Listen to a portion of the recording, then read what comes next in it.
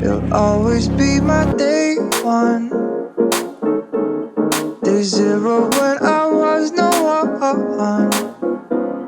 I'm nothing but myself. You are no one. And welcome back to my channel. I hope the wind isn't too bad. I'll try and make the audio as clear as possible for later. So we're almost, this is the end of week 2 at Oxford. So it goes by the traditional Christian calendar. So the beginning of a week starts on a Sunday. So it's Saturday. So almost at week 3. Everyone's already tired. But no, I got a good lot of work done today. So I was just holed up, going through my research, getting ready to write the chapter for my assessment next year. There's another check-in point, which I'll talk more about in another vlog, but basically, I should say, I'm here doing second doctorate in US history. It's a DPhil, which is the same as a PhD. It's just Oxford speak for PhD. And yeah, I'm in my 3rd year of that. It's a 4-year program, really. So yeah, I was finally able to get back in the field this summer, which was great. Get that research done, which is obviously critical. So yeah, got some work done, and now I'm on my way, because I'm graduate officer at the Oxford Union, so I'm on my way for the members debate to help out. I'm really, really passionate about the members debate. I got a rule change on ensuring that at least one happens every term. It's also, we've got 2 this term. So we've got 2 in the space October to beginning of December, which is when the Michaelmas term, Christmas term is. 8 weeks long, very intensive 8 weeks. So that's gonna be great. I'm gonna go and help out. It's where anyone could come and speak on, we got 2 motions. So it gives everyone an opportunity to speak at our historic chamber. So yeah, really excited. We just finished our open period, so people were able to come and check it out and enjoy socials and all that sort of stuff. So yeah, I'll keep you posted.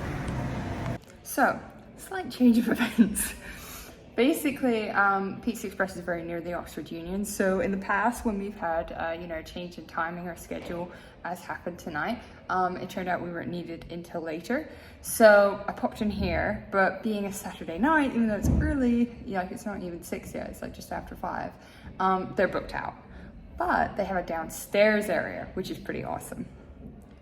So the lady very kindly let me sit in the downstairs area, which they haven't, I guess they used it pre-COVID, they haven't used it since. But look, I have all this to myself. It's like my own little fiefdom. Not that I'm gonna go power mad or anything, but no, it's really nice, quiet, peaceful, and I could just sort of regroup, having this sort of schedule change. Yeah, I am a neurodiverse person, so that sort of throws me a bit, and just enjoy. So Pizza Express, if any of you are not familiar with, it's a UK chain, and I highly, highly recommend, not just from tonight's experience, I've known it my whole life, but it's probably the most authentic pizza outside of Italy, certainly for the UK, but it's most authentic for a chain. It's like really impressive. So yeah, I for example, I have the Sicilian lemonade here, not just like a Sprite, and you'll see, I'll show you my food as well. Another great thing about Pizza Express is that they have a reward system. So, I'll show you the ad here. This isn't sponsored or anything. This is just me sharing my passion. Probably too much passion, but to be honest with you, everyone's talking about obviously rising costs and then living costs, and even standard of living has an impact on rate. So, you go to college, you hear people talking about how it was really a struggle to pay this year's tuition, which is called Battles. I struggled with that myself more than ever. And so people are dealing with that sort of rising costs and increased costs. So with the reward system, what's really great is that, so I'm on like silver award. It's like quite, obviously they make it hard to get to gold. I'm on silver, and that means like I always get a free starter. And so I get the kids size pizza as well. And that means I'm usually keeping my bill below £10, or $10 is basically equivalent now. Which for a meal, like a whole meal, is really great. So yeah, it's affordable, it tastes good, it's just all good. So yeah, just hopefully going to be a good evening. If I can share, I will. This is my child-sized pizza. Ta-da! It's basically the same as the Domino's like personal pizza, to be honest. So some of you may be thinking that the pizza is quite small, but no, it's literally with a starter, which I normally get for free anyway because of the rewards that I mentioned. It's just right. It's just right for me, which is really great. And St. Anne's has a really good pastry chef. Even though we are, like every college, short on staff, especially kitchen staff. And you know, it does end up with things being cancelled or prices being raised, but it means that there's usually something that you could take away, even though it's charged a bit more now. You could take away something, so dessert, so you always have something in the fridge, and no matter what you have on your tray, no matter how unhealthy or whatever, they never make a fuss. They're always really supportive and understanding, and it's really nice. So after dinner, I finally took my way along to the Oxford Union, and I thought I'd take you along with me. So this is the always busy Cornmarket Street. It's got a lot of retail shops, but it's a lot nicer, sort of quieter down St. Michael Street, which is where the main entrance to the Oxford Union is. So go down here, and as you can see, you've got a pharmacy, you've got cafes, all kinds of nice independent shops. And as you can see, people are headed toward the members' debate, which is really popular. I also want to take the opportunity to actually show you the Oxford Union itself. These are the buildings. We have the bicentennial coming up next year, 2023. And as you can see, they're really beautiful and ornate, especially the chamber. So here we are inside the chamber itself. You could see the historic dispatch boxes, which were a gift from Winston Churchill. A day after the members' debate, I was back at the Oxford Union running the women's event. It's an access social for women and gender minority members of the Oxford Union, and I had arranged a chocolate tasting, which turned out to be a great way for people to come together, have a fun experience, and meet new people. So here we are in the Gladstone room, and you could see the chocolate tasting here, and it was accompanied by wine, cheese, nibbles, everyone mingling, chatting, just generally having a great time. So I just came back from the Women's Social at the Oxford Union. It went so well. I was so happy with it. We had good turnout, we had great feedback, we had people saying it was the best time that they'd had in Oxford so far, and that is awesome. So yeah, everyone really had a good time. There was a chocolate tasting, there was wine and cheese. Obviously the drinking age in the UK is a lot younger, like in the US obviously it's 21, it's not that over here, so that's a big sort of cultural distinction. So yeah, no, it went really well, and people were really helpful in coming together at the last minute. All sorts of things that, you know, potentially could have been issues and were averted. Like we had, really unusually for the UK, we had the huge thunderstorm in the middle. I was so afraid we were going to lose power, but thank God we didn't. And the security, who I didn't realize that I'd be giving instructions to, they were just like, because there's a bit of construction going on in preparation for our bicentennial next year.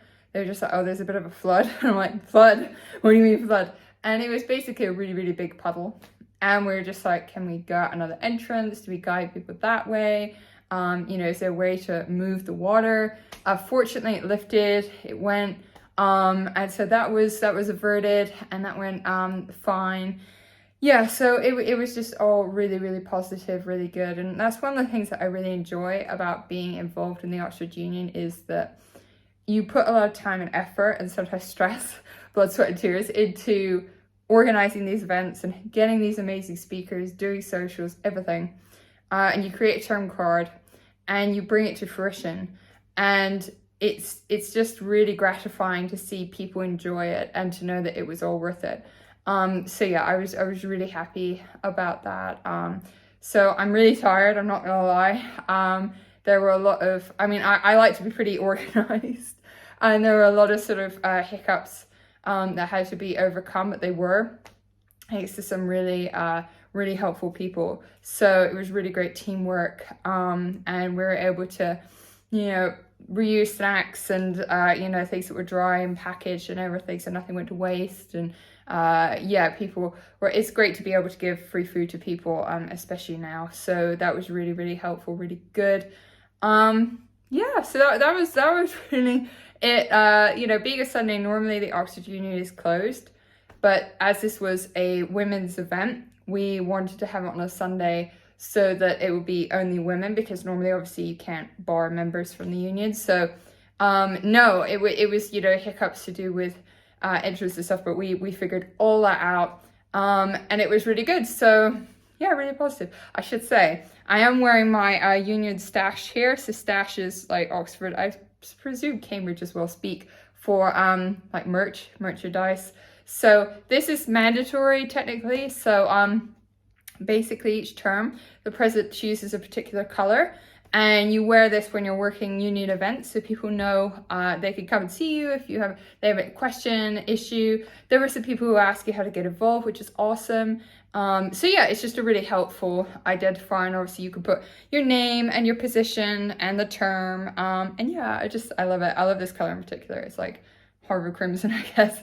But no, it's really, really cool. I'll show you sometime if you'd like to see it, all the various stash and merch from the from all the societies that I've been involved in, because, you know, been there, got the t-shirt. I'm definitely one of those people. It's never a free shirt. Unlike in the US, you could go with no tote bags and no shirts, so maybe no cups, and you could get away with it.